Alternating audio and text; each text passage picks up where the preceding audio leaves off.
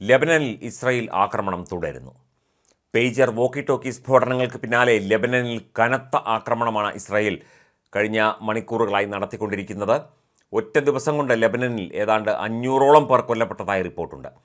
ഇതോടെ ഗസയ്ക്ക് പുറമെ ഇസ്രായേൽ യുദ്ധം ലെബനനിലേക്ക് കൂടി വ്യാപിപ്പിക്കുമോ എന്ന ആശങ്കയിലായി ലോകം.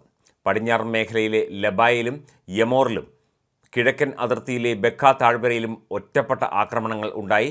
ഇന്നലെ ആരംഭിച്ച ആക്രമണത്തിൽ സ്ത്രീകളും കുട്ടികളും ആരോഗ്യ പ്രവർത്തകരും ഉൾപ്പെടെ 1645 പേർക്ക് പരിക്കേറ്റു. 300-ലേറെ ഹിസ്ബുല്ല കേന്ദ്രങ്ങൾ ലക്ഷ്യമിട്ടാണ് മിസൈൽ ആക്രമണം നടത്തിയത് എന്ന് ഇസ്രായേൽ അവകാശപ്പെടുന്നുണ്ടെങ്കിലും കൊല്ലപ്പെട്ടവരെല്ലാം സാധാരണക്കാരാണ്. ഗലീലിലെ ഇസ്രായേൽ സൈനിക പോസ്റ്റുകൾക്ക് നേരെ റോക്കറ്റ് ആക്രമണം നടത്തിയതായി ഹിസ്ബുല്ലയും അവകാശപ്പെട്ടു. ലെബനനിൽ സമീപകാലത്തെ ഏറ്റവും വലിയ ആക്രമണമാണ് ഇപ്പോൾ ഇസ്രായേൽ നടത്തിക്കൊണ്ടിരിക്കുന്നത്. തെക്കൻ ലെബനനിൽ നിന്ന് ആളുകൾ കൂട്ടത്തോടെ പലായനം തുടങ്ങിയതോടെ തെക്കൻ തുറമുഖ നഗരമായ സിദോനിൽ ജനജീവിതം സ്തംഭിച്ചു.